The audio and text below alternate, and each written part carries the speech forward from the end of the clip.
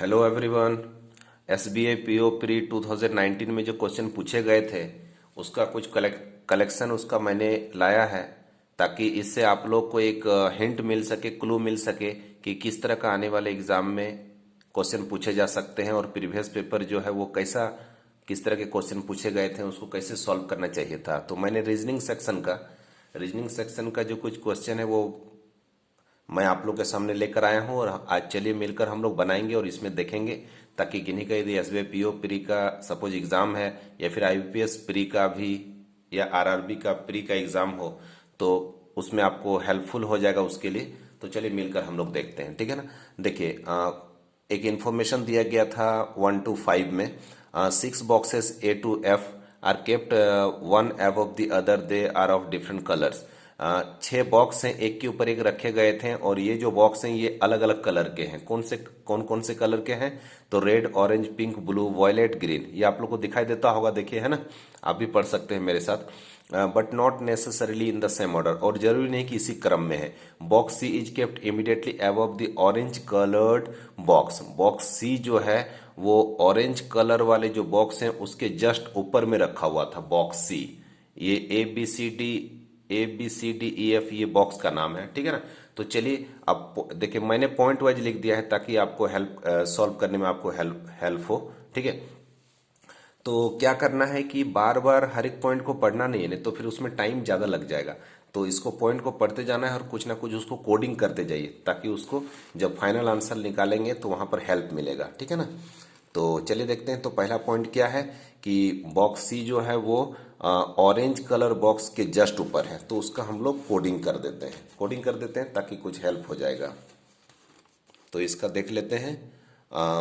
Box orange के just ऊपर में बॉक्स सी, तो ऑरेंज के जस्ट ऊपर में बॉक्स सी, तो ऑरेंज के जस्ट ऊपर में बॉक्स सी है। याद रखना है कि ये जस्ट ऊपर है, आप चाहें तो इसका कुछ लिख भी सकते हैं कि जस्ट ऊपर, ठीक है। तो चलिए याद रखते हैं। 2 boxes kept between orange and pink.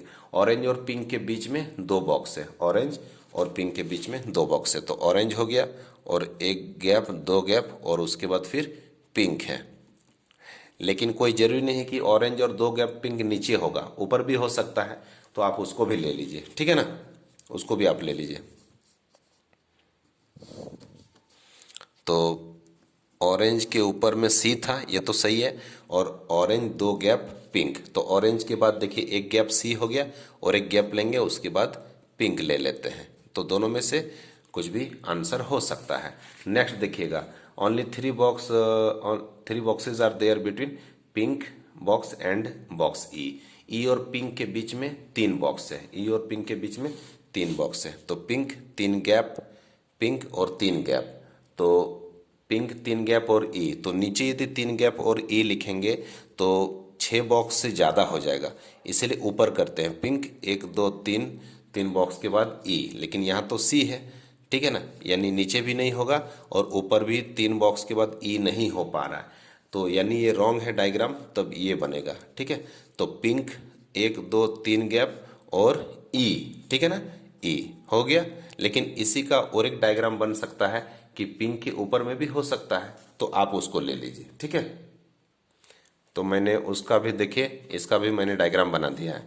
तो पिंक 3 गैप, 3 गैप देखिए 1 2 3 गैप फिर ई, और इसमें पिंक ऊपर कर दिए 3 गैप और फिर ई। लेकिन इसमें काउंट कर रहे हैं तो 1 2 3 4 5 6 7 8 हो जा रहा है, टोटल तो 6 बॉक्स है, यानी ये भी रॉन्ग है, तब ये सही होगा 1 2 3 4 5, और एक जो बच गया 6 या तो नीचे या फिर ऊपर होगा, ठीक है ना। तो ये भी रॉन्ग है और इधर भी रॉन्ग हुआ था, यही राइट है। ये वाला जो डायग्राम हमारा बन रहा है, पिंक फिर गैप फिर सी फिर ऑरेंज फिर ई, ये सही बन रहा है, ठीक है। इसके बाद देखिए आगे क्या लिखा हुआ है, box is not blue in colour. Box E जो है वो ब्लू कलर नहीं है, तो ई के पास में आप लिख सकते हैं नॉट ब्लू, या फिर ब्लू लिखकर कट कर दीजिए, ठीक है। ब्लू लिखकर यहाँ पर काट दिए हैं कि ये ब्लू नहीं है, ठीक है ना। नेक्स्ट है, red colour box is kept immediately above pink. Pink के जस्ट ऊपर में रेड है, पिंक के जस्ट ऊपर में रेड है, मतलब यहाँ जो पिंक है उसके जस्ट ऊपर में रेड है, देखिए। तो ये बन गया मेरा, तो रेड पिंक फिर गैप फिर सी फिर ऑरेंज फिर ई, तो 1 2 3 4 5 6 हो गया। तो इसमें कुछ बॉक्स का नाम लिखना बाकी है और कुछ कलर का नाम लिखना बाकी है। लेकिन जो 6 अलग अलग जो हम लोग को बांटना था ये पार्ट में, तो 6 पार्ट मेरा हो चुका है। 1 पार्ट, 2 पार्ट, 3, 4, 5, 6। ठीक है, हो गया। अब आगे का पॉइंट देख लेते हैं। नेक्स्ट पॉइंट आप भी पढ़ सकते हैं मेरे साथ। Box F is violet in colour. Box F जो है वॉयलेट है कलर में। एफ तो कहाँ पर एफ लिखेंगे? जहाँ वॉयलेट भी लिखना बाकी हो। तो एफ लिखने के लिए भी प्लेस होना चाहिए और वॉयलेट भी लिखना होगा। वैसा प्लेस कहाँ पर है? तो वैसा प्लेस एक ही जगह है, ये जो गैप है ना, यहीं पर एफ और वॉयलेट, एफ और वॉयलेट। एफ भी लिखना है और वॉयलेट भी लिखना है। ठीक है। A is immediately above B. B के जस्ट ऊपर ए है। बी के जस्ट ऊपर ए, बी के जस्ट ऊपर ए मतलब कंटिन्यू 2 प्लेस खाली होना चाहिए। तो बी के जस्ट ऊपर ए, तो वो यहीं पर होगा। ये पिंक जो लिखे ना, बी के जस्ट ऊपर ए, यहां पर होगा और कहीं प्लेस नहीं है। ठीक है। इसके बाद D is orange in colour. Last point जो है, लास्ट पॉइंट डी जो है ऑरेंज इन कलर है। तो यहाँ तो ऑरेंज लिखा हुआ है तो वहाँ डी हो जाएगा, ऑरेंज के प्लेस पे डी हो जाएगा। ठीक है ना। तो अब देखिए, ए रेड हो गया, बी पिंक हो गया, एफ वॉयलेट हो गया, सी का भी कलर बचा हुआ है। और देखिए यहाँ ब्लू कटा हुआ है, यहाँ ब्लू क्रॉस किया हुआ है। ई का ब्लू नहीं है, तो ब्लू यहाँ नहीं है तो यहीं पर होगा सी के पास में, तो वहां लिख दीजिए ब्लू। ब्लू हो गया। और देखिए इन्फॉर्मेशन में मैंने एक जगह ग्रीन बोला था, ठीक है ना, ग्रीन ऊपर में है, तो यहाँ पर ब्लू नहीं है तो ग्रीन हो जाएगा क्योंकि और कोई प्लेस बचा हुआ नहीं है, तो यहाँ पर ग्रीन हो जाएगा। तो E green, D orange, C blue, F violet, B pink और ए रेड। ठीक है। तो इसका ये जो पजल पूछा गया था, तो इसका जो आंसर है, फाइनल आंसर इस तरह से है, ए रेड बी पिंक, इस तरह से आप देख सकते हैं। ठीक है ना।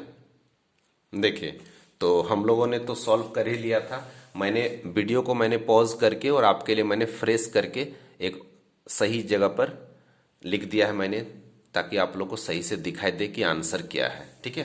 तो ये करेक्ट हमारा आंसर है। अब इसके बाद रो और कॉलम में ये मैंने डिवाइड कर दिया है, लिख दिया है। ठीक है, कौन सा बॉक्स कहाँ पर होगा और कौन सा बॉक्स किस कलर का है, ताकि इससे रिलेटेड जो भी क्वेश्चन पूछा जाए आप उसका आंसर सही से दे पाएं। आप क्वेश्चन आपने देख लिया होगा, जिनका भी एग्जाम है वो लोग इस क्वेश्चन को आप एक बार प्रैक्टिस आप कर लीजिए। ये तो इजी क्वेश्चन है, ज़्यादा टफ नहीं है। ठीक है ना। आप इसको बना लीजिएगा।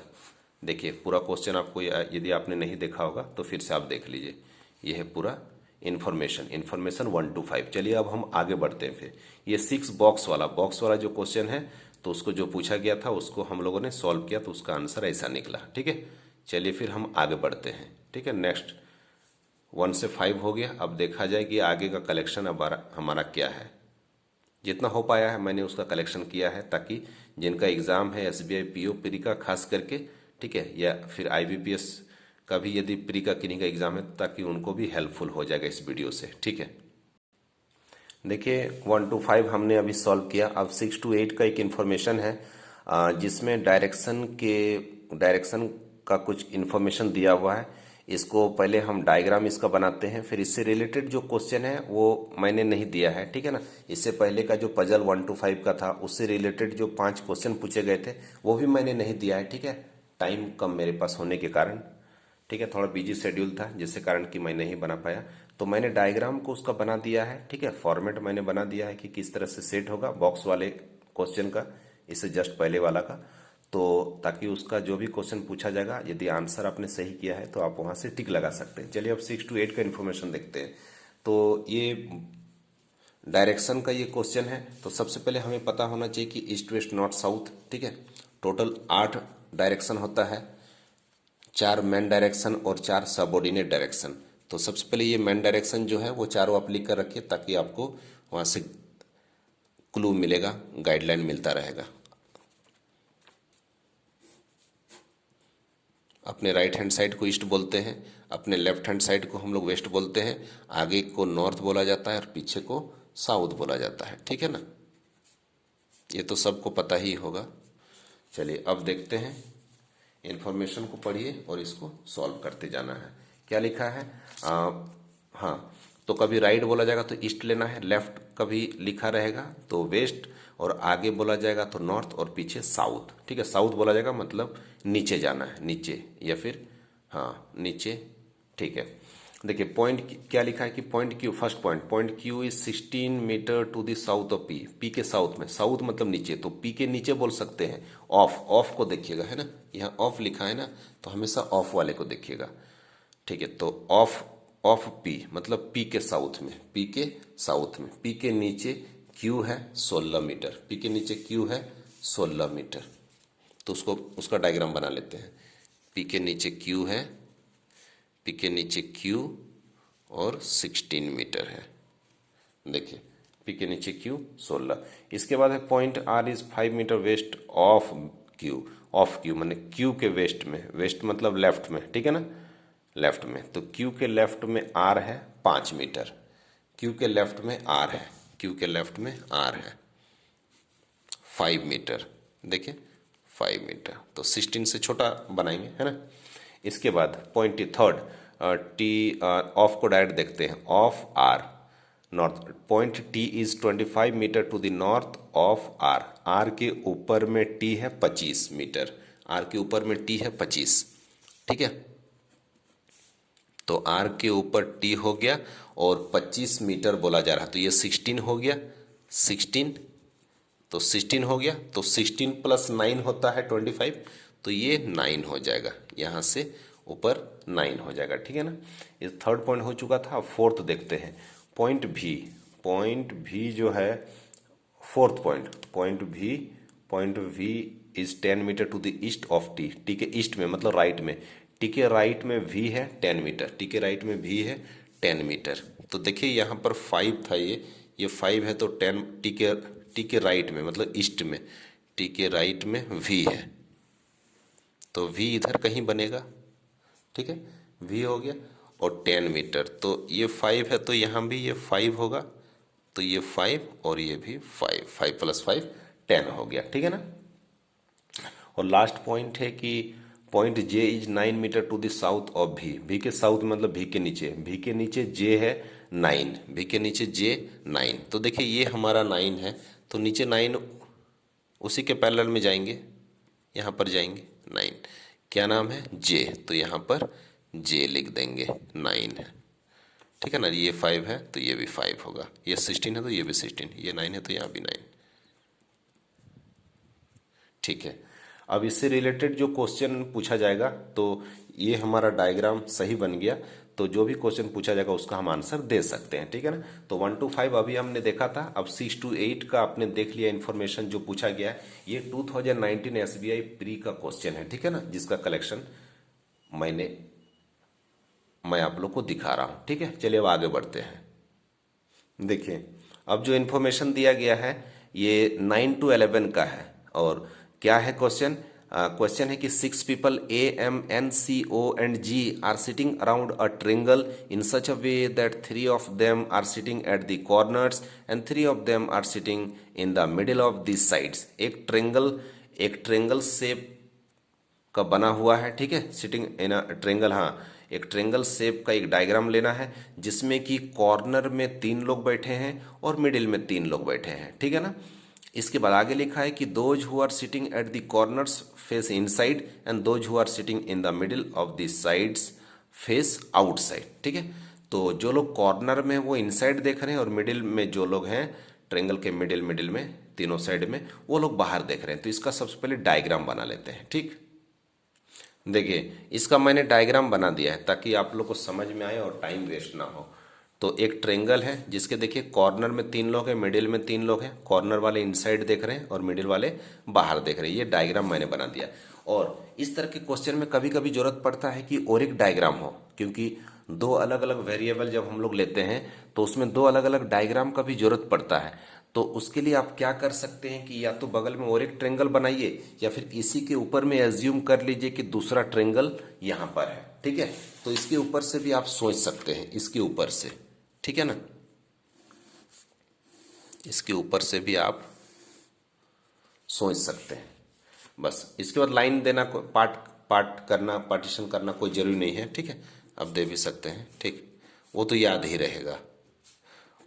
जो बड़ा वाला ट्रेंगल है मतलब कि वो एक डिफरेंट ट्रेंगल है, दोनों एक जगह रहेगा तो बार बार मुझे मेरा माइंड डाइवर्ट नहीं होगा, उसके लिए मैं ऐसा बोल रहा हूँ। नहीं तो आप चाहें तो इस ट्रेंगल के बगल में और एक ट्रेंगल बना सकते थे दो अलग अलग डायग्राम लेने के लिए। मैंने ये दो डायग्राम ही लिया है, ठीक है ना। तो हाँ, तो बड़े वाले में भी वही है कि कॉर्नर वाले अंदर देखेंगे और मिडिल वाले बाहर देखेंगे, वैसा एज्यूम कर लीजिए, ठीक है। चलिए अब आगे देखते हैं क्वेश्चन। ये पजल बोल सकते हैं, ये पजल है, ठीक है।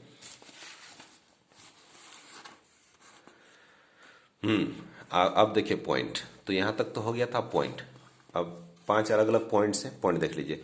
ए sits at the corner, A corner में है, तो कोई भी कॉर्नर आप ले लीजिए। तो चलिए मान लेते हैं कि ए यहाँ पर है, इस कॉर्नर में है, और बड़े वाले में भी यहाँ पर रख देते हैं। मतलब ये एक डिफरेंट इसी उसी का और एक ट्रेंगल है, हो सकता है मुझे जरूरत पड़ जाए और एक डायग्राम का उसी के लिए, तो इसमें भी ए को यहाँ मैंने कॉर्नर में लिख दिया है, ठीक। इसके बाद है M is immediate neighbour of A, M A का पड़ोसी है, एम ए का पड़ोसी है, यहाँ पर ए है, ठीक है ना, ये ए है, एम ए का पड़ोसी है। तो ए का पड़ोसी है तो या तो लेफ्ट में होगा या फिर राइट में होगा। तो चलिए अंदर वाले में, छोटे वाले में मान लेते हैं कि एम ए का पड़ोसी है, तो एम को सपोज यहाँ पर मान लेते हैं, और एक जो बड़ा वाला डायग्राम बनाए हैं उसमें एम के राइट साइड मान लेते हैं एम को, या तो लेफ्ट में होगा या तो राइट में होगा। तो छोटे वाले में लेफ्ट में बना दिए हैं और जो बड़ा एक ट्रेंगल रखे हैं उसमें राइट साइड रखे हैं, ठीक है ना। और ए तो अंदर देख रहा है, ठीक है ना, कॉर्नर वाला अंदर देखेगा, हो गया, ठीक है। दोनों ट्रेंगल में, दोनों डायग्राम में से कोई एक डायग्राम तो मेरा श्योर करेक्ट होगा, इसी के लिए मैं ऐसा कर रहा हूँ, ठीक है ना, ताकि मेरा कंफ्यूजन ना रहे। नेक्स्ट है two people sit between M and C, M और सी के बीच में दो लोग बैठे हैं। तो एम और सी के बीच में दो लोग बैठे हैं। यदि बाहर वाले ट्रेंगल में यदि देख लें तो एम और दो गैप उसका सी, एम और एक दो और यहाँ पर सी, ठीक है। और इधर से भी होगा एम, ठीक है ना, एम एक दो सी वहीं पर हो रहा है। अंदर छोटे वाले में देखते हैं एम दो गैप सी यहाँ पर हो रहा है और एम दो गैप सी वहीं पर हो रहा है, ठीक है। दोनों में से कोई एक करेक्ट हो जाएगा। Next O sits to the immediate left of C, C के जस्ट लेफ्ट में ओ है, सी के जस्ट लेफ्ट में ओ है। तो देखिए यहाँ पर सी अंदर देख रहा है तो सी के जस्ट लेफ्ट में ओ है, तो फेसिंग सेंटर है, ठीक है ना। तो लेफ्ट बोला जा रहा था, क्लॉकवाइज में हो जाएगा, ठीक है। तो सी के लेफ्ट में ओ है, सी के लेफ्ट में ओ। देखिए यहाँ पर फेसिंग सेंटर है तो उसका लेफ्ट लेना है, तो क्लॉकवाइज जाएंगे तो सी के लेफ्ट में ओ यहाँ पर हो जाएगा, ठीक है। यहाँ तक हो गया। नेक्स्ट है N is an immediate neighbour of O, N O का पड़ोसी है, एन ओ का पड़ोसी है।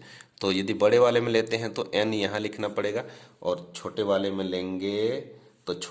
लेंगे तो मेरा प्लेस ही नहीं बच रहा है। ओ का पड़ोसी, यहाँ भी एन लिखने का प्लेस नहीं, यहाँ भी नहीं, मतलब छोटा वाला जो हमने बनाया था तो वो रॉन्ग है, बाहर वाला यानी करेक्ट है, ठीक है ना। बाहर वाला मेरा करेक्ट है। तो बाहर वाले में एक पर्सन हो गया, 2 3 हो गया, 4 हो गया, 5 हो गया, एक बच गया। तो कौन सा एक पर्सन है, तो देखिए यहाँ पर जी लिखा हुआ है ना। इससे पहले भी हम देखे थे, देखिए यहाँ पर जी लिखा हुआ है, जी है, तो जी को बैठा देंगे तो यहाँ पर मेरा जी हो जाएगा, ठीक। तो ये जो मेरा अरेंजमेंट है सेट हो चुका है, ठीक है। एक ए से यदि क्लॉकवाइज यदि हम देखें तो ए है, ए, हाँ, ए का क्लॉकवाइज मैं नहीं बोल रहा हूँ, ए से शुरू करते हुए यदि क्लॉकवाइज देखें तो आंसर क्या हो रहा है, ए जी सी ओ एन एम, इस तरह से, ठीक है। और कॉर्नर वाले अंदर देख रहे हैं, मिडिल वाले बाहर देख रहे हैं, ऐसा क्वेश्चन था। अब इससे रिलेटेड जो क्वेश्चन पूछा जाएगा वो तो बन जाना चाहिए, ठीक है। तो चलिए अब नेक्स्ट क्वेश्चन अब देख लेते हैं, ठीक है ना। आप इस क्वेश्चन का इन्फॉर्मेशन आपने देख लिया होगा, ये तो बहुत ही इजी क्वेश्चन था, ठीक है। चलिए आगे का और देखते हैं कि और कलेक्शन मैंने क्या लाया है, ठीक है। नेक्स्ट देखिए, नेक्स्ट जो हमारा क्वेश्चन है ये 12 to 15 है। 12 तो 11 तक हमने सॉल्व किया था, 12 to 15 है, और ये साइलो का क्वेश्चन है, सिलोजिज्म का, ठीक है। तो स्टेटमेंट्स दिए हुए हैं और कंक्लूजन पूछा जा रहा है, लेकिन हाँ ओनली फ्यू वाले हैं। तो चलिए जल्दी से सॉल्व कर लेते हैं, जल्दी से सॉल्व करते हैं हम। स्टेटमेंट है only a few teachers are male, केवल कुछ ही टीचर्स मेल है, सभी टीचर मेल नहीं है, केवल कुछ ही टीचर्स मेल है। तो इसका डायग्राम बनाते हैं। Only few teachers are male. Teacher हैं, उसके कुछ पार्ट मेल हैं और टीचर का कुछ ही पार्ट मेल है, तो मान लेते हैं कि टीचर का ये पार्ट मेल है और टीचर का जो बाकी पार्ट है, टीचर का कुछ ही पार्ट मेल है और जो बाकी पार्ट है वो मेल नहीं हो